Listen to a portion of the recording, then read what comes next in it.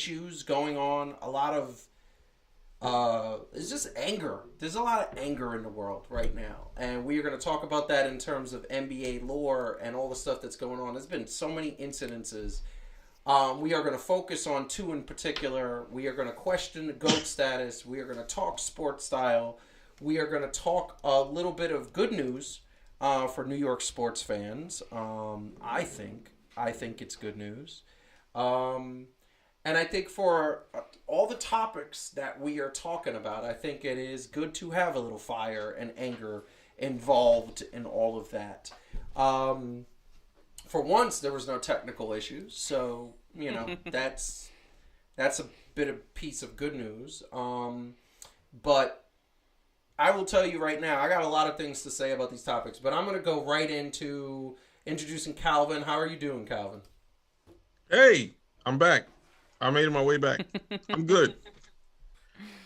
Busy but good. You know what I mean? Sports is good. You just let me know when it's my turn to be angry. I gotta find it somewhere. I think I left it in my other jacket. That makes sense. And Heidi, how are you doing? I'm doing all right. It has been, I think everybody just feels a lot of tension lately. It certainly seems like it to me. Like, everybody I talk to at work, certainly if you go out in public.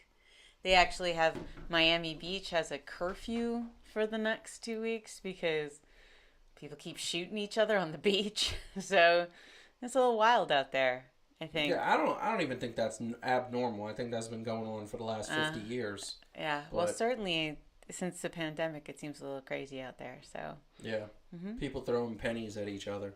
Right. That is it. But I will tell you, we are going to talk about the first topic we're getting into is going to be LeBron James. I'm going to show a video because there's a lot of people that watch the show that love him. And I want to say this. I love him as a man. I think he's a good representation of human beings. All the charity work he does, all the fatherly teaching that he does to his sons, and I think he exemplifies what us as human beings should be, and I've said that a million times. One of the greatest basketball players in the world, and until this moment, until about a week ago, I had him as my number 2. He wasn't the GOAT. That is reserved for Michael Jordan, but I had him in my number 2, and then this video clip dropped. Might consider getting Cat back in the game with the 4 personal fouls. Beasley finds Vando underneath. Timberwolves. Minnesota's field percentage has been plummeting. Getting down there with the Lakers. Lakers are just under 40% shooting. Minnesota 41.9. Anthony. Pat Bev. Now, what's crazy about that clip that we just saw is that the announcers never talk about the fact that LeBron just threw his hands up in the air, walked off, didn't play defense. He's frustrated. This man is frustrated to all hell. Like, he's just frustrated. He just doesn't believe in this team, and he's had a really rough go of it with this team. He's assembled this team for the most part, and he thoroughly, and when I say thoroughly, wanted to win a championship. I believe that that's the way he wants to end his career. He wants to get to at least 5 championships, because if you get to 5, you equal Duncan and Kobe Bryant, which is not bad company to be in. Now, that being said, he is frustrated. That being said, he is upset, and rightfully so. That being said, there's been a lot of things wrong. But for those who say it's Frank Vogel's fault, nah. Those who say it's Russell Westbrook's fault, nah. For those who say that it is LeBron James's fault, nah. It is the collective whole. That is what we are seeing here. We are seeing LeBron James being frustrated about his team not working well. Now, I'm going to tell you right now, and I'm going to put myself on the screen. Never saw Michael Jordan. Michael Jordan was on the Washington Wizards for 2 years, I believe, and I'm sure they got blown out. That Washington Wizards team was barely a playoff team. I think 1 year he was the 7th seed. I never saw him walk off the court. Never saw him put his hands up in the air. Never saw him not get back on defense. Never saw him in all the years that he got eliminated by the Detroit Pistons, and all the years he got eliminated by Boston and other teams. I never saw him walk off mid-play. And for you to do this, and for that man to do this, and I'm talking basketball. Once again, the reason why I started this situation off, this segment off, with talking about how much respect I have for him as a man. This isn't personal. This isn't anything about his business acumen. This isn't anything about him being a great family man. This is about his basketball legacy. And he was number 2 on my list. He has dropped to number 5. And very hard for me to even acknowledge him being a top 5 player. And I put him there because he's just so great. But you never saw Michael Jordan do it. You never saw Magic Johnson do it. You never saw Larry Bird do that. You never saw Bill Russell do that. And this is the point that I want to make, and I'm going to hand it over to you guys in a second. The point I want to make is that Bill Russell had probably way more reason to be that way, to throw his hands up in the air and just say, screw this, I'm not playing. And it had nothing to do with basketball, because he was dominant in a time where basketball, it was easy to be dominant because basketball wasn't as it is now. But just like Jackie Robinson, he had people yelling at him obscenities and racial slurs and disrespectful terms, and he could have easily just walked off the court, and nobody would have faulted this man for walking off the court. LeBron James threw a temper tantrum. He got mad, and rightfully so, but in the middle of a game, in the middle of a play, he threw a temper tantrum because his team is not playing well. And he's got to know that this team and this world and this media outlet and all the social media, he's got to know that he's under the most scrutiny probably in the world of any athlete. Like, this guy's top, it's got to be top 3 in terms of as much visibility as he gets. And he did that. And it makes me say, how many times has he done that? Well, he's done that a few times. And it was crazy. I was trying to get the clips off of YouTube. I saw the clips. They are security guarded. You can't download them. So I was trying to show, he's done it quite a few times in the last couple years. And I think that I don't care how bad your team is, there is no excuse for walking off the court in the middle of a play. At the end of the Phoenix Suns series, last year when they were eliminated, he walked off like midway through the 3rd or 4th quarter. He was just, I'm done. And that's the basketball childishness that will never allow you to be the GOAT, my friend. And what's sad about this is that last week we were celebrating him. Last week he had the 30,000 points, the 10,000 rebounds, 10,000. Is the first player to ever do that in the history of the game. You know why these records are BS? You know why they don't matter? Because he came fresh out of high school. Right out of high school, he was playing at a high level. And while that is a testament to his greatness, that does not mean that based on statistics you are the GOAT. If he passes Wilt Chamberlain, which he's going to do, then guess what? He is the most points. But everybody knows that if Michael Jordan would have came straight out of high school, he would have had 10,000 more points than Wilt Chamberlain, not even close. But he didn't. He did 4 years at UNC Chapel Hill. So I'm going to bring this to Heidi first. Please let me know what you think. Well, I think, look, you don't take your ball and go home, which is what he did, right? So it was, like, I get it. Like, everything you said is right about his levels of frustration, and I have a lot of empathy for that. And I honestly wouldn't mind if he yelled. I honestly wouldn't. I haven't minded when he's gotten into these, like, scuffles with fans and things like that, because I get it. Like, his nerves are frayed, and I totally get it.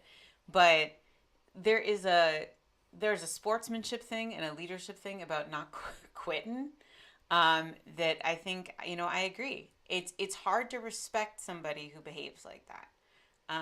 And he's supposed to be there for the rest of the team to look up to and to gather around. And it's a leadership failure. I mean, there's just no question.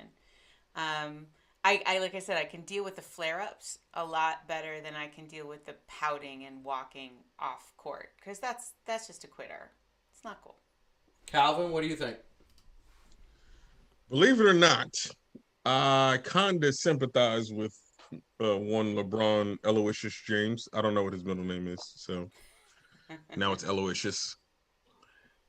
Just from this standpoint, no, I don't. I don't in general love that kind of behavior. But my man is 39 years old. He's literally been doing this for 21 years, putting in all that work. And at a certain point, like I said, I wouldn't condone it, right? As a person who coaches basketball, I wouldn't be like, oh, this is cool. So this is where it's a little, I guess it would seem iffy, even what I'm saying. But it's like, at a certain point, you just got to look at these other people and be like, I'm not asking you to be me, but damn, like everybody dunking on us. Seriously, the Rockets, Everybody. the Pistons, Literally like ain't nobody everybody. fairing them now. Like he like, okay, this is what it is. I got to take all the scrutiny from the media, right? I got to take all of this because I'm a bad GM, although I'm a player, and all this other stuff. So I mean, it would not be my preferred way to do it, right? I would probably still be frustrated going back down on defense, but yeah, I guess I can kind of get it. Although I don't really like the behavior. I can kind of get it though. But see, this is the thing that I want to say. I want to say, I get, we can all get it. I get that nothing has panned out for this year. He had expectations. Those expectations were championships. He got Russell Westbrook after passing up on Dennis Schroeder, after passing up on guy from the Sacramento Kings, Fox, DeAndre Fox. He could have had him in a trade, and he passed up on both of them, got Russell Westbrook, thought that was going to be a super team. Obviously, Anthony Davis is hurt. Obviously, Russell Westbrook has had the worst year of his career. The young guys, Malik Beasley coming out the other day saying, Malik Monk, coming out and saying the other day that the problem with playing with all the older guys is that whenever the older guys make a mistake, they kind of don't get blamed. But when the young guys make a mistake, they get ridiculed and trashed, and you're supposed to just take it. And obviously, that's not a way to. Everybody has to be held accountable the same way. But if that is the case, if Monk is telling the truth, who do you think is leading that charge? Who do you think is the person saying, "Oh, it's okay for the older guys to not take responsibility, but the younger guys got to take all the responsibility"? This is the bottom line. I think we've talked about this on the show, the younger generation, right? Here's the bottom line. You are constantly, as the man that you are, being compared to Michael Jordan.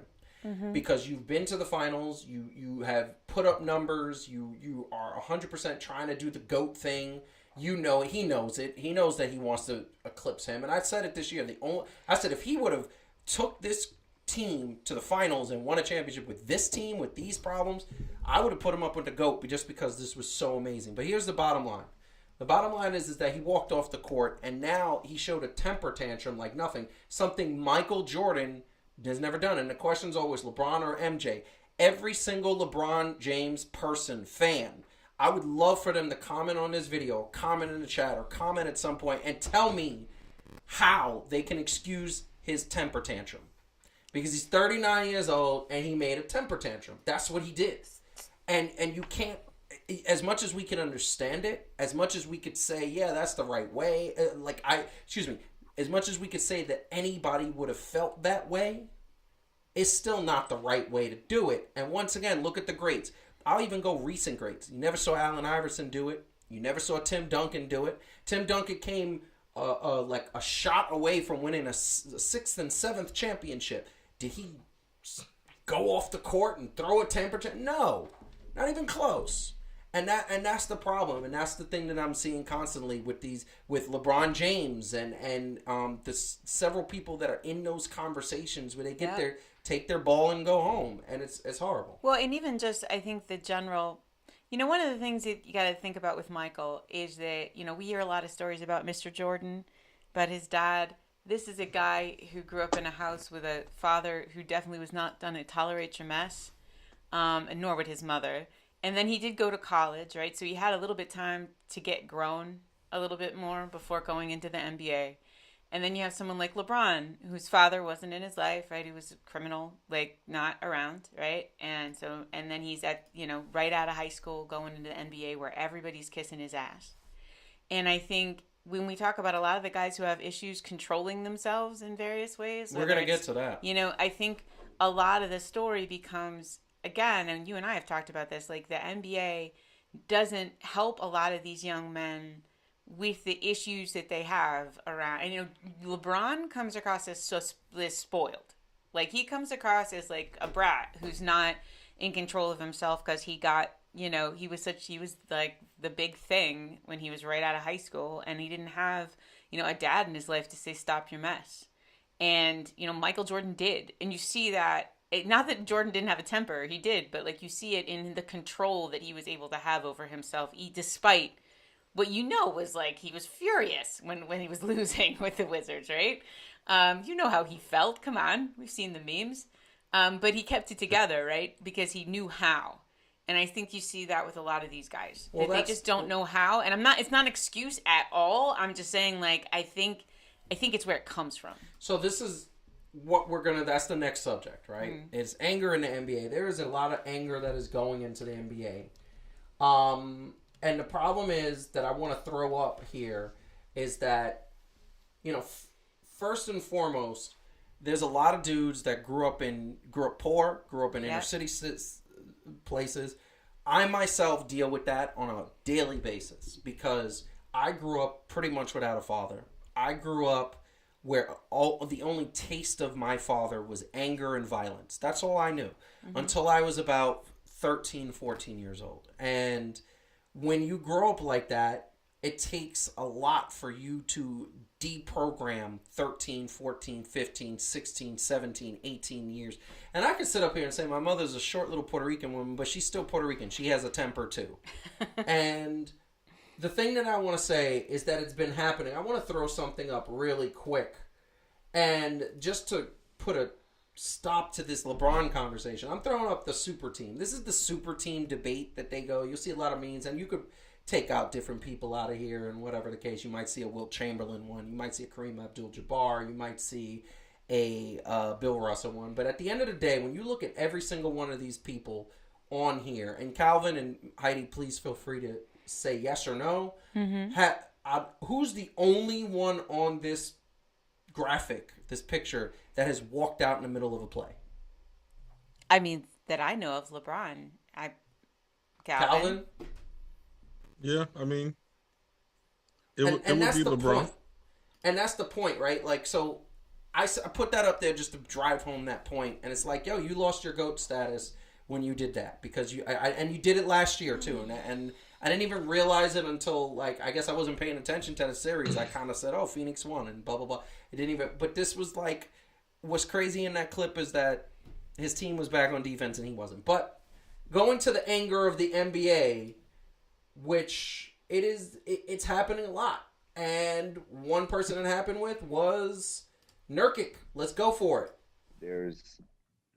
There's something you need to prove, or you better than person who you're talking to.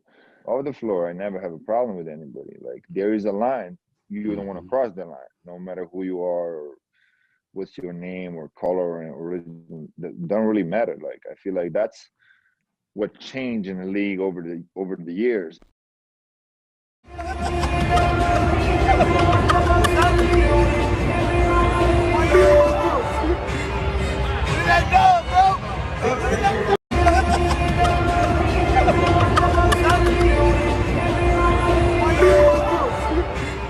Now, the thing that comes across in that video is that, once again, and I've said it here on the air, the fans are too damn close to the players. Mm-hmm. There needs to be a barrier. There needs to be something behind. That's the first thing. The thing that's not said in that video, and that was Nurkic talking about his response, is that the guy who he took the phone from and threw it, said he hopes his mother dies, said if he has kids, they should be ashamed of their father, and says to this 6'10", almost 6'11", 285-pound basketball player, you're the highest scrub and a vajayjay. And this is my point. And this is my point when you approach somebody like that, you're a fan. It was an Indiana Pacers fan, and you approach somebody like that. Why doesn't he get that? Why doesn't Nurkic get the opportunity to just belt him? There should be a rule that if you start a fight with somebody, that if you talk and you talk a mess and you talk a mess and you got the balls to talk mess, that you should be allowed to just pop them, and that should be legal. You know what would happen then? Nobody would talk mess. They would stop.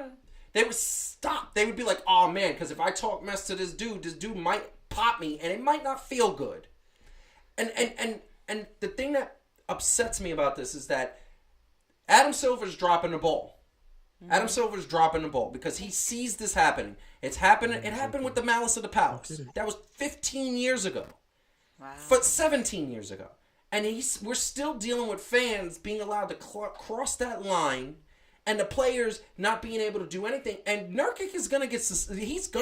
He might get a 1-game suspension. He's definitely going to have to pay for that dude's phone. And he might get fined. Are you kidding me? So that means the fans can say whatever they want. Now, the devil's advocate there is that the players got to be better than that. The players got to rise above. The players got to just ignore it. I'm sure, and I said it a couple weeks ago to be consistent. I'm sure there were comments like that being said in the 90s because Jordan was torching everybody. Anthony Mason was a dog. Xavier McDaniel was a dog. Charles Oakley was a dog, and they were going everywhere. I'm sure they were getting booed and whatever. And Bill Russell was being called every name in the book, and everybody and Larry Bird, another one. I mean, all of these players that were killing other teams' players, I'm sure were getting it, but they never had these issues. There never was issues that we had. And what do we constantly see is the players having to defend themselves. Now, the thing that I didn't show in that clip is that the security guard actually commented on social media saying that Nurkic came over because this guy was saying all this stuff about his family and where he's from. And the security guard was right there the whole time saying, I'm not going to let this go further, but why did the security guard let this fan keep going? The security guard, that's when the security should say, excuse me, you're either going to stop or you're going to be banned from the arena forever. And that's it. And what's crazy is that there have been fans in the past that come out and say, oh, you know, I paid money. I can do whatever you want. No, you paid money. That doesn't give you the right to say whatever you want. Doesn't. Calvin, I'll let you go first this time. What do you think about that? Well, first of all, I got to bust myself out. I was having a little Charles Barkley moment there, so I apologize. Charles Barkley, what do you mean? Yeah, I was so deep in thought, I think I almost broke my neck. Oh, wow.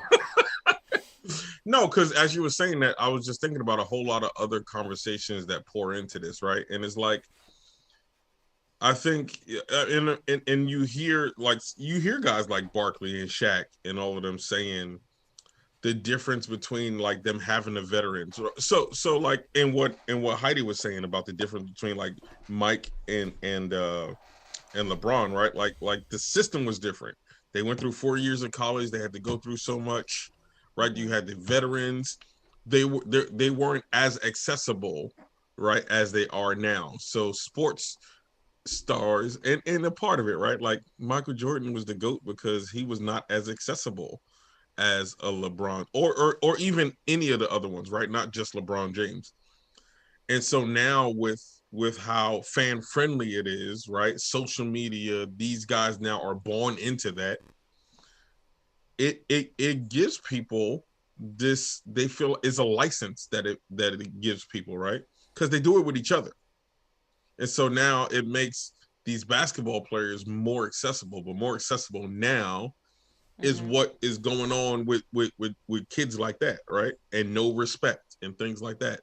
And that's not taught, right? Well, see, that's a great point. It's not taught respect, right? Like there's so many people that sit up there and what they do is they talk. And then when somebody comes back and says, you're not going to talk to me that way, and they defend themselves, they go, oops, well, what are you getting so mad for? This happens to me on a daily basis. It really does. It's really so does. Weird. That I'm 6'4", for those that don't know. It's like people don't have eyes. And people come up to me and they approach me like I'm that dude. Like, I'm the dude to steal on. Like, I'm the dude, oh, let me go. I had one guy get up in my face and put his fingers almost on my nose. And I grabbed his finger and I said, you're going to back up. And I twisted it and he was on his knees saying, let go, let go. He gets up and he's like, I don't know what you did that for. Are you kidding me? What? I will tell you, I think part of it is, so first of all, I just want to say, in terms of what the security guard should have done, this is something I don't understand. I understand booing. I really do. Like, Or you know, even like, you suck. Or even you suck, right? Like, that's fine. When people get personal, there is no other arena besides sports where this is allowed, right? So if you go to a Broadway show and you go like, Hugh Jackman, suck my whatever, like, you will be removed. If you even you go to a comedy club, you can heckle once or twice, but if you don't shut up and let the comedian do their job, they're going to take you out, right? There's no walk of life. If you walk up to someone on the subway and get in their face, the cops are going to come and take you off the subway. So why is it that we think and allow, like, fans to get, again, I don't mind boo. I don't mean like, hey, I try to throw you off by waving my hands in the air. All of that is fine. It's harmless. It's not personal. But why do we allow fans to get personal with athletes and act like that's just part of the sport? But see, it isn't. It it's doesn't not part have of the to sport, be. But this is my point. I'm a big proponent of Adam Silver. No, Adam Silver's dropping the ball. Adam Silver's not doing a good job. He knows the problem. He understands the problem. The owners know the problem. And it's like, but here's the difference. Okay? And this is why I think I'm off the Adam Silver bandwagon. Say it's not true. I'm going to tell you why. Because the only reason it stands for this man to let this keep going on and not build some barricades or not push the fans back a little bit is if he realizes, Jerry. It's that fights bring ratings. Fights bring people watching and interest. Or no they bad just don't publicity. want to tick. No, there's no such thing as bad publicity. And if he thinks that that's the way to run this league, which it clearly is because he's not solving the problem, I'm done with him. He's not a good commissioner to me anymore. I don't think there's any reason why you can't take somebody out. I don't know why that security guard didn't take that guy out before it even got to that point, right? I mean, that's the stuff that I just don't get. But I think the part of the answer to the question of why are people doing it is social media.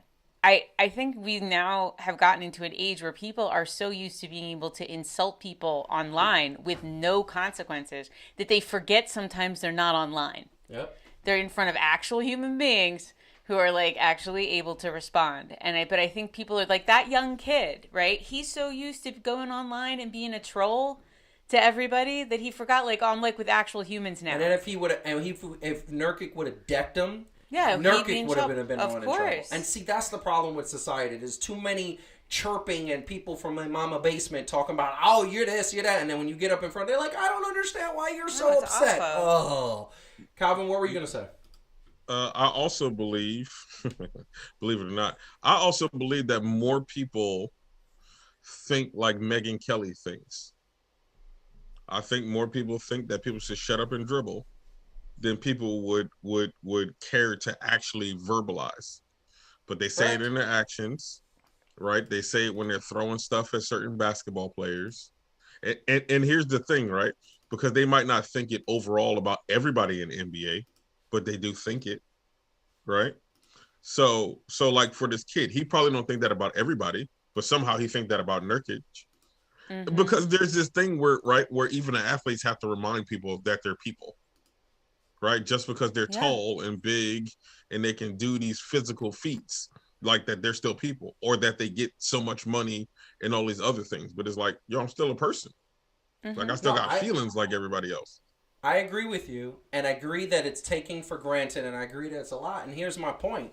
My point is that the reason why they have like the plastic barricades in hockey is because they know that people get a little rowdy. And they know that because hockey is a violent sport, you literally, the players get to beat each other up. Mm-hmm. They're like, we don't want the fans to think that they're a part of that action. So let's put a separating thing. Now, here's the thing that I say. Hockey is a white sport. That's what it is. It's 90-something% Caucasian American. That's what the sport is. Is it possible that we're getting a situation that here, let's let the monkeys perform. Well, Let's let them get into trouble because they're gonna get into trouble, and that's when it pisses me off that why aren't we taking the same precautions that hockey is taking? It's bullshit. And I'm going to say that like out loud. I'm looking at it, and then you wonder why Russell Westbrook is defending himself and why people are defending themselves. You know why? Because they are humans too, like Calvin just said. They are humans too. And look, this is just my perspective. This is me saying that I think there is something going on here that they are not fixing this problem, and it's been going, and it's happening more and more and more. And like you said, Heidi, earlier, it's civilization, right? It's society more afraid than ever in the last 2 years. Yeah. That's what you're seeing right now, and nobody's doing anything about it. They're just saying it's perfectly okay. Any last thoughts? Technically, I think it's funny on the hockey point. I think that's about the puck too. I think the puck. I know, but you. right, that because it's so like considered so violent, and they let them fight. But a lot of Canadians are in there. Correct. Do you think why? I think that's do you when think they that's let why it they're out. so right? Well, I was going to say, like, do you think that's that's how they let it out? I think that's how I mean, look, baseball and football have some decent distance. I mean, between the players and I guess baseball, technically you're right up on the dugout, and if people are obnoxious, they're right there. But it is crazy to me that like how many times players like literally crash into fans on a basketball court because they're just right there. They don't need to be so close. They absolutely do not. And I'm going to throw something out there. Like you say, the hockey puck is so dangerous. Yeah, you're right, because it's smaller, it's quicker, and I have but a so hockey are puck baseballs, upstairs. right? And so are blacker? baseballs, right? But here's the difference. A hockey puck and a baseball are just as dangerous as a 250-pound muscular dude running into you at full speed. I would think Here's so. my point. The only thing I could say is the counter argument is that when you have if you were to put that plastic barricade, that might hurt the players just as much, because if they're running full speed into one of those barricades, they might get hurt. But you could back them up. I mean, you've said that a million times. Why are the chairs right there? Yeah. Like right on. Like why is Drake as close as Steve Nash? Like revenue. Literally celebrities I know. tripped over referees. But they tripped referees up, and I'm like, dude, what the? Yeah, they spill drinks, on the floor, and then create like that happened to Steph Curry. Remember, he slid because somebody had spilled a drink, like in the front row. Yeah. So it is. I know it's revenue. I do know that that's the answer, but I do think that it's insane. Like you need to back everybody up. So here's what's going to happen. What's going to happen is that one fan is going to be drunk, and one fan is going to throw a full beer bottle at somebody and nearly kill them. And then they're going to be like, oh, well, we didn't know this was a problem. No, you knew, you ignored it, and whoever is the commissioner at that time when that happens deserves to be fired and resigned. That is my opinion. Yeah. So, that being said, we're moving on to the next topic. Hit the like button, subscribe to the channel. We're sticking right with the anger. I'm going to channel my inner anger, because there's another thing. And then now this is going to be an answer that surprises me a little bit, because the New York Knicks have a star that can't keep his control, can't keep his temper, and we saw it again the other day. Here's a nice compilation of Julius Randle going ham. Randle, push, Cameron Johnson,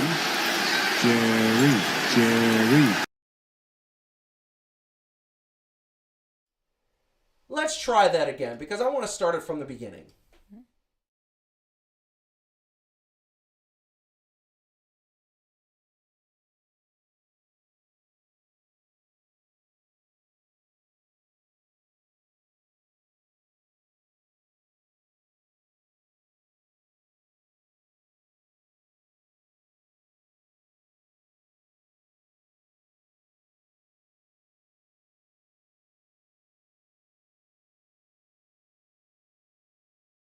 Just 13 points. Randall, there's a push. What's wrong, pal? What's wrong? Get out of my way. That is a frustration moment. It is. They're really trying to show him a little love, but Randall's just not having it. Two that you wanted to see all the time. No doubt, big time three from Fournier. And we got a little scuffle underneath. Julius Randle, push, Cameron Johnson, Jerry.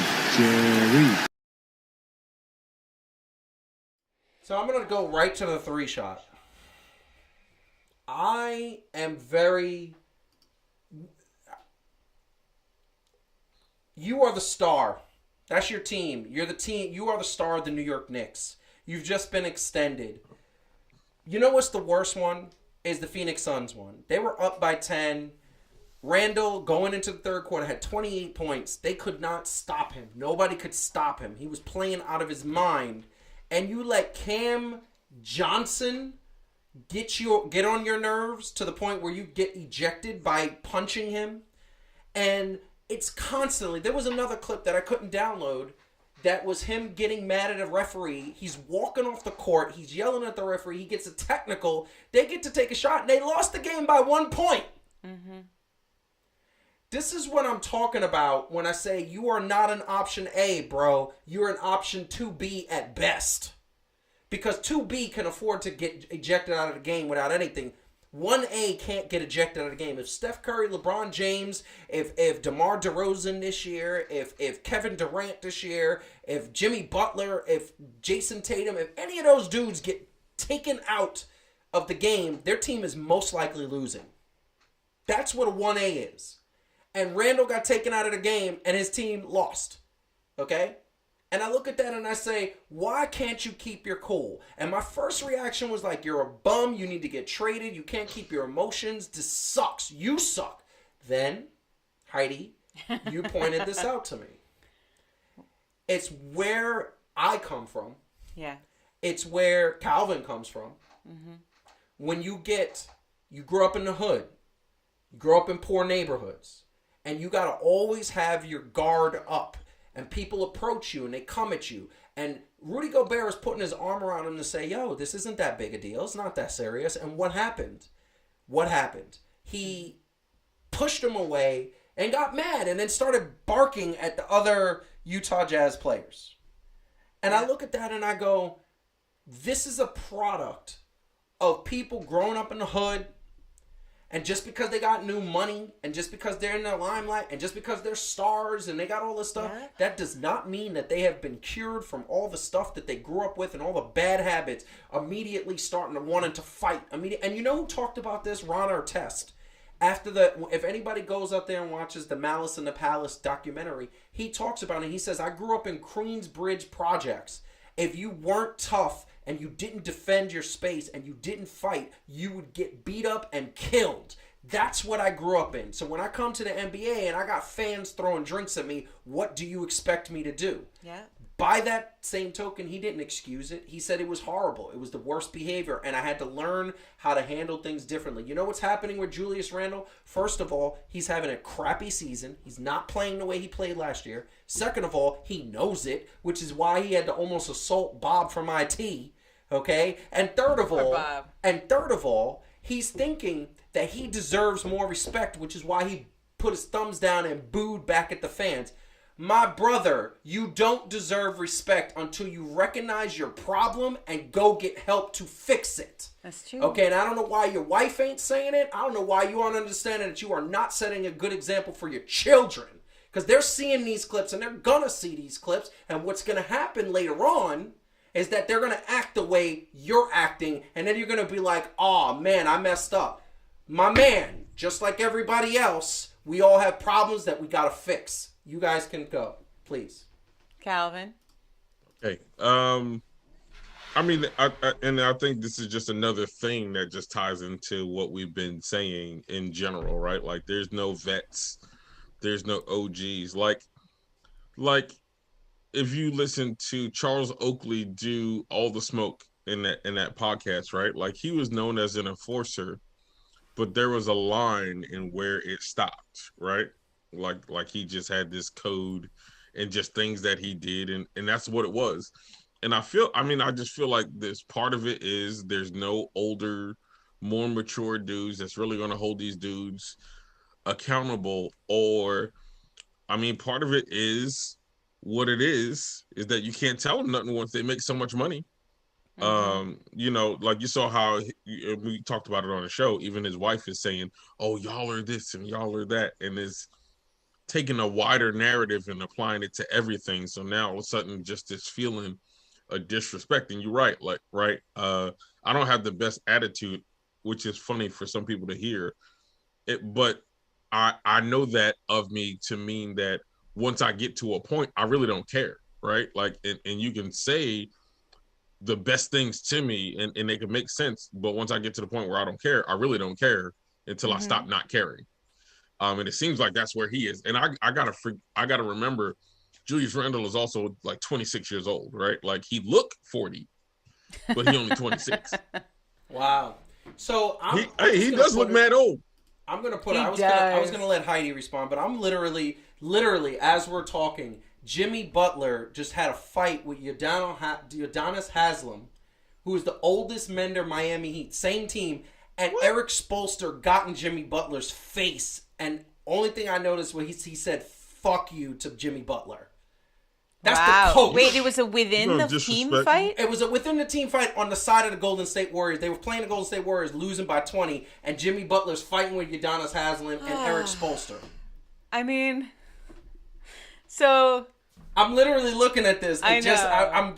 It's ridiculous. All right, that made me smile because do we not understand that there's a problem? Anger is happening in the NBA and the rest of the world. I think there's it is a part of the rest of the world too. I don't mean to be like, I feel a little bit like Karen-esque to be like explaining the anger of brown men in the NBA, but I think, you know, there is this thing, right, where there's never been a time, I think, in recent history where you have both this thing where you have a lot of these young guys who are not growing up in situations where they're taught self-control, where, as you said, Joseph, like they're in situations where immediately, you know, becoming angry and defensive is your instinct, right? It's your self-protection mechanism. That's how you survive. And they have that sort of temperament, right? Where they're quick to anger, they're quick to feel threatened. And at the same time, we have never been such wimps about being criticized ever. Like with like social media, everyone's triggered all the time. This whole thing, we talked about it, a week or two last week, with the wives getting all bent out of shape about the Westbrook and Julius Randle's wife. And it's like, if you don't like what's being said, get off social media. Like, you know, or don't listen to it. Don't let people DM you. Don't let people respond to it. Like, just, there's a million ways around this. But now it's like we're living in this hypersensitive time where people are like butthurt anytime anybody critiques them at all. I will say, as obnoxious as that guy was with like, oh, you know, I wish your mom was dead. I mean, sort of, who cares? Like who is that? Nobody. Right? If you're like, so there is this thing where I think guys are both really hyped up, like with a lot of testosterone and adrenaline, and they are not all from backgrounds where they got taught how to control themselves. And then also in society today, we just get super sensitive. Like the minute anybody like, oh, don't call me Westbrook, my kids hear that. And it's like, well, maybe your kids who, I don't know, as they're being driven to private school by their chauffeur, you could explain to them a little bit about what hardship is. No, but see, here's the thing. Yes, you're right. We all saw things growing up, and yes, we try to protect our kids to not show them what's going on. I mean, it does toughen them up a little bit. It allows them to know that the truth, which is the world isn't all roses. Yeah, I mean, y'all remember what real bullying looks like? Yeah, I do. Exactly. Now, that being said, and we did say on that show, why aren't the owners taking more action to protect the families, right? Absolutely. Now, going back to Randall, because I had to say that. And Calvin, did you look at the video? I feel like you. What did you think? That's crazy. Here's the thing. You know why Calvin, and tell me if I'm wrong. Correct me if I'm wrong. You know why Calvin's saying that's crazy? Eric Spoelstra, top 20 coach of all time. Eric Spoelstra he's one of the longest tenured coaches in the league. If it wasn't Greg Popovich, it'd be Eric Spoelstra. Pat Riley ain't firing Eric Spoelstra. No. Pat Riley has all the confidence in the world in Eric Spoelstra. And he should. And Jimmy Butler's going to come at the oldest member of the Miami Heat in Udonis Haslem and say, I'm going to fight you, and then fight the coach. And I don't even understand what am I wrong, Calvin? Is that what you were like? Wait, what? Yeah. Like, the whole thing is crazy because I just wonder sometimes, like, do other people buy into the other hype as much as they say, oh, we don't listen to what y'all say, because by all accounts, right, since Jimmy Butler's been there, he's been like the star, right? Jimmy Butler in the Heat. Right. But like, if by all accounts, Udonis Haslem is, the GOAT of GOAT. I mean, as far as the Heat goes, you know what I mean? Like, he's that dude. Yeah. He's there. It would be like, that would be like, I don't know what's a good example. That'd be like RJ Barrett coming to the Knicks his first year. Well, not for Jimmy Butler's been around, but that would be like an RJ Barrett third or fourth year being on the same team with Patrick Ewing, walking up to him and saying, "Hey, yo." Yeah, or like getting in D Rose's face, right? Yeah. Like, I don't even listen. Come on. We don't know what was said, so I'm just gonna throw that and say, for all we know, maybe Jimmy Butler. They're on was the same team. Whatever. I mean, come on. And they were getting blown out. Now, going back to Randall, I'm putting up some pictures here.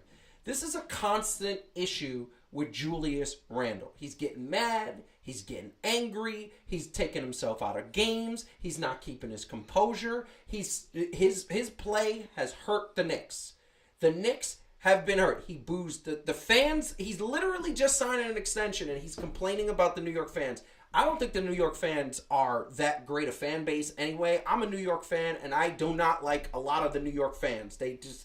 I said it a couple weeks ago. New York fans are disloyal for the most part. When they don't know how to say, well, they're having a rough spot, let's prop them up. That's not the New York fan base. But this is the bottom line. The bottom line is that Julius Randle is supposed to be the star.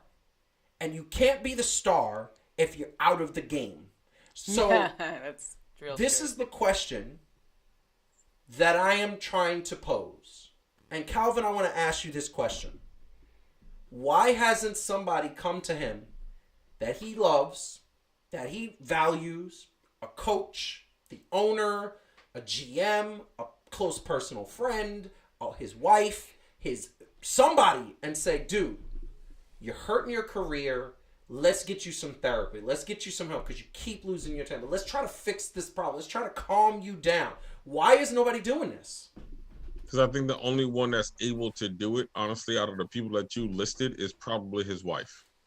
And she is so ride or die, it seems. Anyway, I would never disrespect anybody's wife. But I mean, ride or die as far as, that's right, baby. If you think they're disrespecting you, I think they're disrespecting you too. And I'm going to be at their heads and da-da-da-da. And I feel like that's a younger mentality to have, right? Like, it's going to be me and you against the world. And I'm not saying that part, because I think a lot of people have that but it's like the way that they're carrying it out in a Bonnie and Clyde sort of way, right?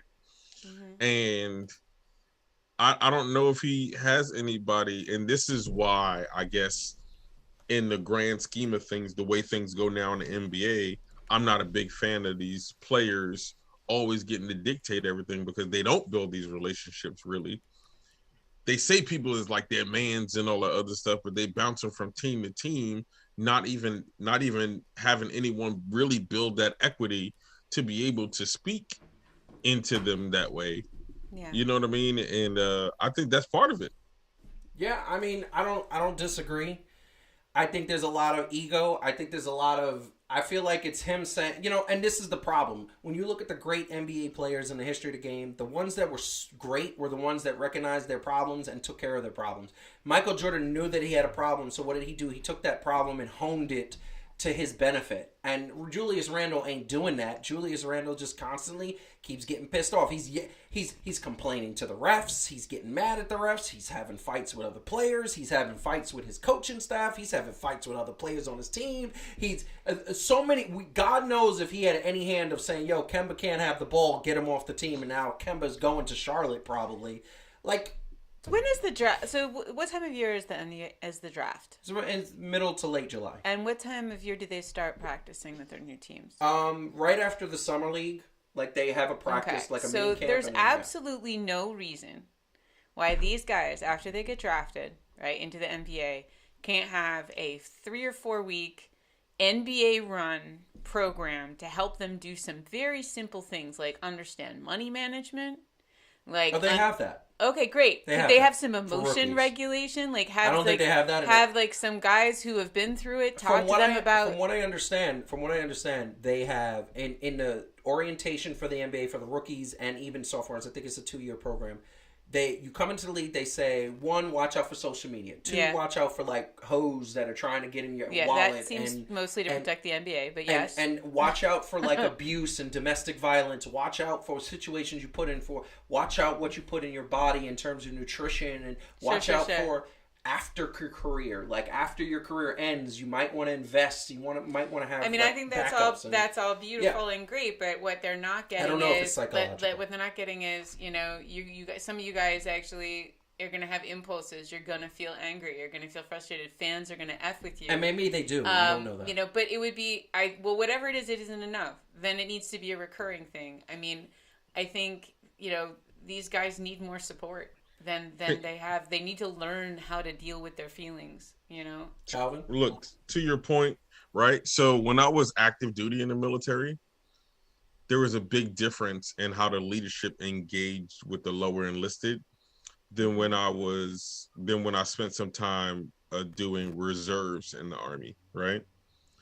Now, when I was in the reserve, when I was in the reserves, while they still kind of had the same standards and they expected you to always be a soldier, even when you weren't on duty, which would be most of the month, right? Yep. Mm-hmm. It was like you could still get in trouble for some of these things, but there was nobody really engaging with you if you weren't on a drill to make sure that these things weren't happening. You were just expected to like, oh, I told you what you could and couldn't do, so now the consequences on you. Now, as a regular, right, as a soldier, like in all the time, that stuff didn't fly. Yeah. At all, right? Like somebody was on your butt, and somebody was there to reinforce that. And that's the point. That's the point that supposedly they're supposed to have coaching staff, owners, general managers, president of operations. They're supposed to have these guys that are managing their teams, and somehow. And by the way, the person I missed out on, Jokic the other day mounted a dude on the court in the middle of a fight. Mounted him. He's getting suspended soon. He's going to try to appeal. That's not going to work. Don't forget what he did to Markieff Morris. Markieff Morris started it, but Jokic finished it. They both were wrong. And this is the thing. And then we wonder why kids are sitting up there bullying people, and kids are sitting up there being tough because they're seeing these NBA players coming out and they're like, if I'm not tough like this, I'm not going to be good. I mean, honestly, I don't understand why there can't just be a pretty simple policy. If you get in a certain number of technicals within a certain amount of time, you have mandated. No, that's it. Relationship, therapy. So here's the thing: the rule is if you get, I think it's 13 technicals throughout the season, every technical you get after the 13, you're suspended a game. Yeah, but that's a punishment. It's not a cure. It's not a cure. No, it's not. It's not dealing with the issue that these guys get pissed off. It's not dealing with the issue. And I'm sorry, 13 technicals is a lot of technicals. Yeah. Like you know, it should be like if you get 2 technicals in 2 weeks, you got to go have a conversation with somebody. Yeah. You know, and then you escalate it, right? And if it keeps happening, then it's like, okay, then we need and this can happen alongside the gameplay. They don't have to not play. Like the freaking therapist can go on the plane. The NBA has money, right? Yeah. So like they can be doing it while they're traveling and stuff, but you're going to have some conversations if you keep having temper issues. And I don't know why the NBA can't provide that for them. And this is what goes back to what we said in the last segment. It's like, why isn't the NBA doing something about these topics? I don't understand here's my question. What more important thing do you have that you can't have a 5 to 10 minute conversation about? Here's the problem. Here's some solution ideas. Let's think about it. Your talent is your talent is everything. So they should. I don't get it. I don't get it at all. But anyway, we got to move on to the second to last topic. Hit the like button, subscribe to the channel, follow us at Fan2Fan Show on Instagram, Twitter, and Facebook. We're gonna have a piece of good news right now. A piece of good news is coming from the New York City mandates that now the vaccine mandates have been lifted for New York City, which means that Kyrie Irving is eligible to play as soon as Thursday. Their first home game, if I'm not mistaken, is Sunday against the Charlotte Hornets. Charlotte Hornets come to town. I think that's the team coming to town. And he gets to play in that game. By the way, the Brooklyn Nets dropped. They got blown out by 18 points, 138 to 120. By the Memphis Grizzlies, who were without Ja Morant, which is kind of scary. But that being said, this is the new mandate. This is where that means that not only does Kyrie get to benefit from this, and hopefully before the regular season, we're also going to see baseball players get to benefit from this, because there was a big issue with the Yankees and Mets unvaccinated players, and I feel like it's only a few of them on each team not being able to play in their home stadiums, which to me was the stupider it was the dumber of the two things, because at least you could say in the NBA the arena is indoors, right? So it's like, okay, everybody knows the one thing about COVID is when you're indoors, your chances of getting COVID go up. That's a very logical thing that's been figured out, that there's no doubt about that. They're in an outdoor stadium, and you say to yourself, gee, why would the players be affected? They're not near the crowd. There's a good 20 feet from the crowd. But that being said, it is lifted, so we don't have to have this conversation. I was getting ready to come on the show and talk about MLB, right? And talk about how stupid it was. It was the dumbest rule, inconsistent, doesn't make sense, but now they By the way, just technically, they have not lifted the vaccine mandate for all workplaces. They just lifted it for performers in these big venues. So they lifted it for athletes. I think it also would go for if you're any other kind of traveling performer. Well, it's also Broadway too. Broadway, etc. Yeah. But it isn't everybody. So if you're still a city worker, or you're still working in an office with over 100 people, the mandate, you still have it. So, and that's probably going to end soon as well. But they've finally got rid of this one. Was always just the most glaringly stupid. Yeah. Because it was, so other people can be unvaccinated in New York, in Barclays, and play, but Kyrie can't. That was always crazy. So it was always crazy, because visiting players, and there was only a few of them, would be able to come in and play. Or attend it. And the question I have is that they just fined the Brooklyn Nets $50,000 for letting him go into the locker room. I'm assuming they're not going to drop that, because I know that New York City now needs money.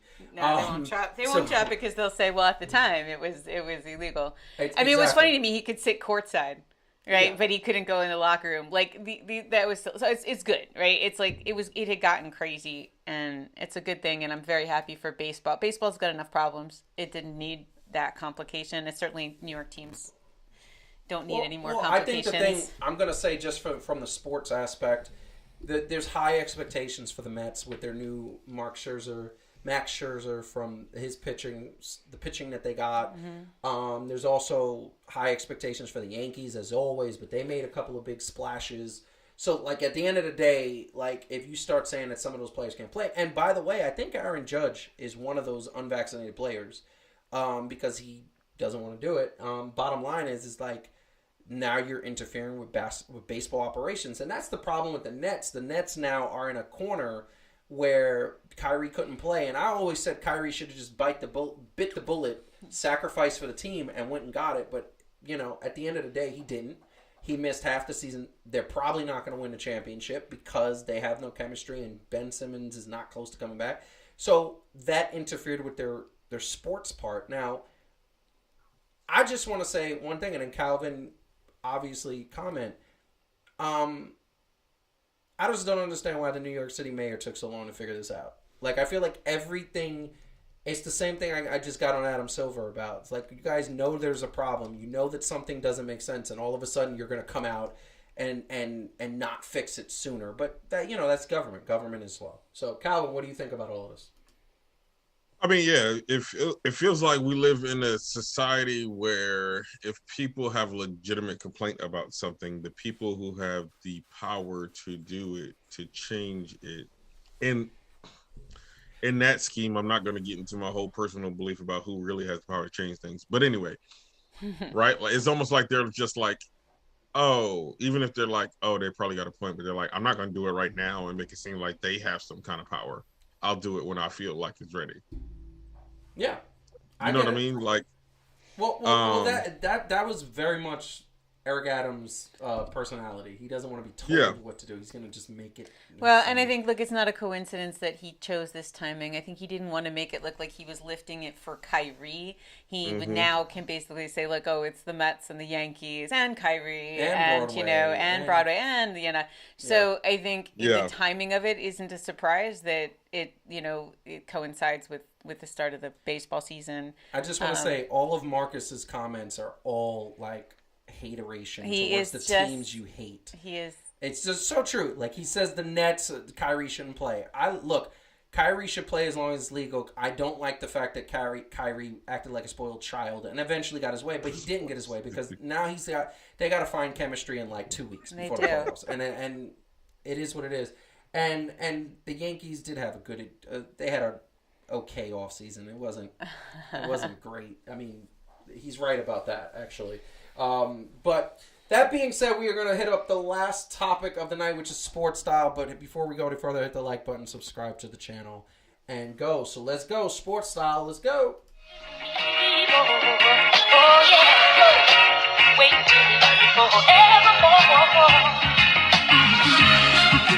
So, we are hitting up the sports style of the night. Bam! This is a nice little pair. And if I hear one comment from Marcus about the mids that are on the screen. Well, they are your wife's shoes. So Marcus said mids are ladies' shoes. So I guess that's all right then. He did say that. And the fact of the matter is that mids shoes are not bad. And he knows that. He knows it. He knows it all too well. And he just doesn't want to admit it because these sneakers are pretty cool. They are, for those who can't tell at home, they got like a snake sort of thing that it's a snake skin, and yes. that's one of the. And you wanted it. I love these shoes. Here's the thing, the snappy colorways like contrast a lot of times in a Jordan 1 is really nice. It's really a lot of fun, but these shoes, and it just looks like to you guys, they're all black. But there you go. Okay, so they look like they're all black, but it is in the craftsmanship that you actually see the cool details. Yeah. Which is really great. And yes, Marcus explained to us that mids. Well, he has some issues with mids because sometimes they're not as high a quality as the highs. But they are a great shoe for a smaller person like myself. And I know, as Joseph likes to say, I'm a Smurf person. Yeah. You and Calvin. I am weak. I don't know, Calvin, why he threw you on. You're taller than me, but I am kind of because she's 6'4", so now you feel. And we're all small compared to him, right? It's not on us. But anyway, I love these shoes. These are so addictive. I mean, honestly, like Jordan 1s in particular, I think are just the most addictive damn shoe in the world. It's a little bit like I don't think I've ever seen a Jordan 1 that I didn't like. I've seen other things that I didn't like. I did promise actually, Marcus, that I wasn't going to hate on Yeezy, so I could direct my distaste at. I'm not a huge Jordan 4 fan, although you did show me a pair that I liked. Yeah, no, I said that she needs to get a new, so she shouldn't have the, she has all Jordan 1s, so it's like she has to branch out. I want her to get a pair of Jordan 12s, because I think ladies look nice in that. Marcus, and everyone else out there, there is a Jordan called a Sky High Dunk that is made for women, and it's got a wedge on the inside, so it's like a high heeled, so to speak, Jordan. Yeah. They are impossible to find. I am a size 8. I'm just going to put that out there. So, if in your travels you come across a Sky High Dunk in a size 8, holla. I mean, listen, it's true. I need the height, man. I need the height.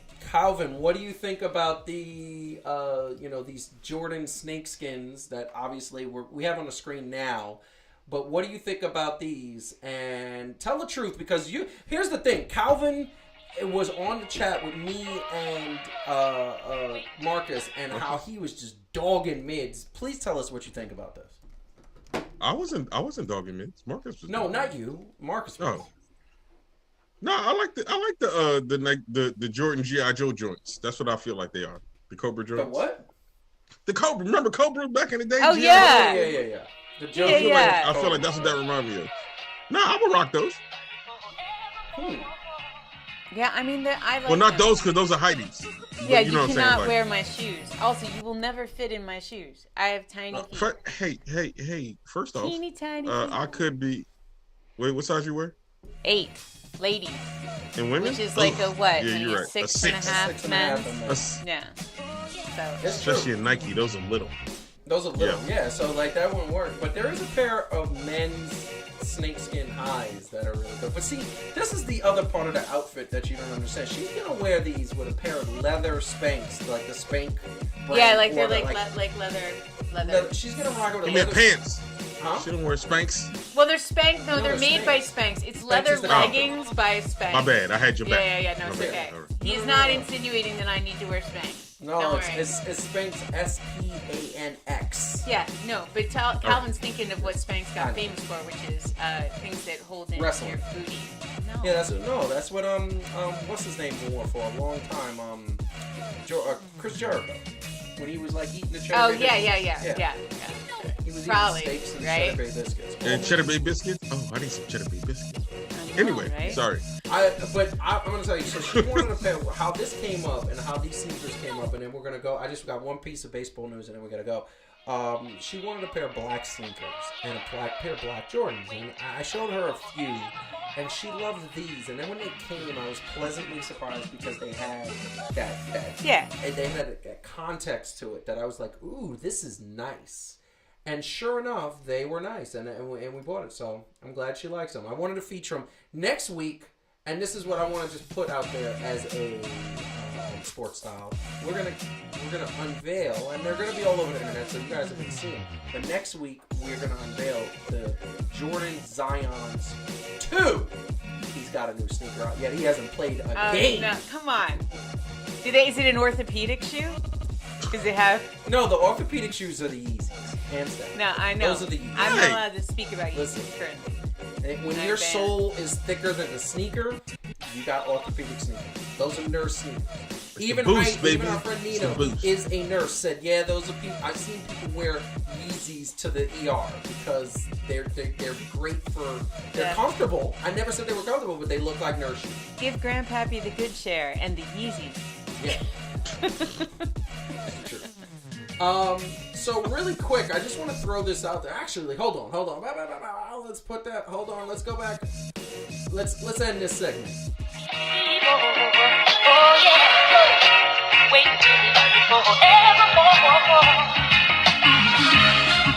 So we are going to talk about the last. Just a quick note, and then I'm going to let everybody say goodbye. So really quick. A new rule that they wanted to come out that MLB brought out, and it's just kind of reiterating. I believe this is another thing that they iron out a deal. Just had this up on the screen, but this is the report. The MLB and the Players Association have agreed that just the shit. He's so good that in a year and a half he has a rule named after him. The Ohtani rule, where if starting pitchers are hitting in the lineup, they can remain as a DH even if they are replaced on the mound. That is an official rule. How good do you have to be to get a rule in your name after a year and a half? That's all I want to know. Look, Shohei Ohtani, it was killing the game. Killing the game. Killing the game. It is true. Heidi? I mean, how many pitchers are DHs? He's the only one. No. at this Right. point, as So far it's as I know. like, and then they had to make a rule so that he could keep playing as a DH even though he was, But now I like- wonder how many pitchers are going to devote some time to more batting practice now that this is a rule. And also, the Mets probably use Jacob deGrom as a DH because he's better than half But their isn't hitters. there like, okay, baseball player, you, Francis. Yes. Isn't there some, like he's amazing, right? And clearly it's working for him, but isn't there some risk around, just the mechanics of a pitcher also doing a lot of hitting? No. Like that doesn't run any risk to their... So here's the reason. The reason why pitchers are not as good a hitter as hitters are is because hitters spend their time devoted between fielding and hitting. Okay. Pitchers defend, and it'll be 50-50. Some players will do 60-40 depending on whatever. Pitchers devote 90% of their time training to pitching and the rest to fielding. Because they got to be able to field the ball from the pitchers. And they just don't even bother with hitting? They don't even bother with hitting because in the National League, you only hit if you're playing an American League team. In the American League, you only hit if you're playing a National League team. Now, with the universal rule where both leagues are going to have a DH... Now they won't hit at all. Now they won't hit at all. So the pitchers here's the thing. there's either going to be some pitchers that are going to say, I want to hit because I love it and I want to continue to be good, and you put me in as the DH, which to me is a waste, or there's going to be some, and this is what I feel is going to be the majority, there are going to be pitchers that are just going to say, screw hitting, I'm never going to hit. I'm just going to focus on my pitching. And wow, so there may not be a lot of use for the Ohtani rule. Although, Correct. I mean, it would be exciting if there was. Again, like, these are the things that the game needs. It's like, let's shake things up. Well, they should have made it 10. I said it. They should have made it 10 batters instead of 9 batters, and that way you could have pitching and DH for both leagues. I would have loved that because then it allows the pitchers to continue to hit, and they continue to be good. But you know what? They said, no, we're going to make sure that we're going to make it easier for the pitchers. That's what they're going to do. Calvin, please say, and by the way, do you want to say anything about that? Yeah, I was gonna say, first off, it just seems like he went back, and I'm not gonna act like in the old school there were so many dudes that did it, but you think of like people like your Doc Goodens, right? And people who I think, right, the overall thought process is if you have a pitcher that can actually hit, you have to change how you game plan for that team, because you can't go, 1 through 8 we good, and then 9 we can slack off, right? Like, I don't have to play defense here. I don't have to worry about a runner being in scoring position here.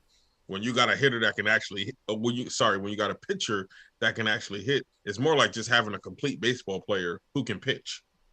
Oh yeah, I agree with that. And that's why I wanted 10 players. I didn't want 9 players and they take out the pitchers batting. I wanted it to be 10 batters, and you have the number 9 spot, let's say, would be the DH. Number 10 spot would be the pitcher, and that way it was the best of all worlds. They got rid of pitchers hitting altogether, so that's what it is. But Calvin, say goodbye to the people. So Adulting got his finest. Holla at your boy. You know, my insurance card came in. Really? You know what I'm saying? Yeah, I'm glad that we can't see your number. Woo! It's fun. You see whatever apparently you want to. he wants to be the victim of identity theft. It's Are cool. you going to get that problem taken care of that I've mentioned many times to you? I'm Don't not going to be mention it publicly, but don't be putting my government business out on the Fan2Fan page. I didn't say what it was. No, I'm just playing. I told you. I thought maybe it was like No. they get burns when you pee kind of thing. We Is that took the problem? listen. If we ever No. get big, I promise, and he's getting paid to be on this show, then you know what's gonna happen? I'm definitely putting that video on there. The video we First have off, of you. oh hey, first off, okay, you know what? I ain't scared. I got sleep problems, people. You know what I'm saying? I got sleep problems. I snore when I'm up, okay, somehow. And I can snore through pillows. It is what it is. You know what? Everybody ain't perfect. I wasn't gonna put it out there. It is what it is. You know what I'm saying? It is. First of all, if you know me, you know me. So it's a thing. So that's the thing. Listen, but your boy got insurance now, and I got dental, and I got dental. Breathing into And you got dental. There you go. And dental. Your boy teeth. That's nice. Yeah, that's right. You know, Nice. That's true. And they pay for the premiums. That's amazing. Heidi, what do you want to say to the people? I want to say, yeah, I am looking forward to a little bit of a break. We're celebrating some things here in the Francis house tomorrow. So it will be nice to kind of take a little break and have some fun. I know. Joseph said it earlier today. He's like, I used to really like rain, and then I became a sneakerhead, and now rain is my enemy. You can't wear sneakers. You can't wear your brand new sneakers in the rain. It's just Don't come visit me. On New York City streets, they're so filthy. Still Don't come visit me. I know not with our shoes. We're not gonna. But anyway, looking forward to that, and looking forward for a little break and some nicer weather soon. It's supposed to rain for the next 2 months. I'll settle down. That's fine. Settle. Anyway, thank you very much for tuning in tonight. If you're watching on the replay, feel free to comment at any point in this video. Hit the like button, subscribe, tell a friend about Fan2Fan, and follow us at Fan2Fan Show. I have no energy to do the piece, so I'm just going to go peace. Yeah, I'm tired.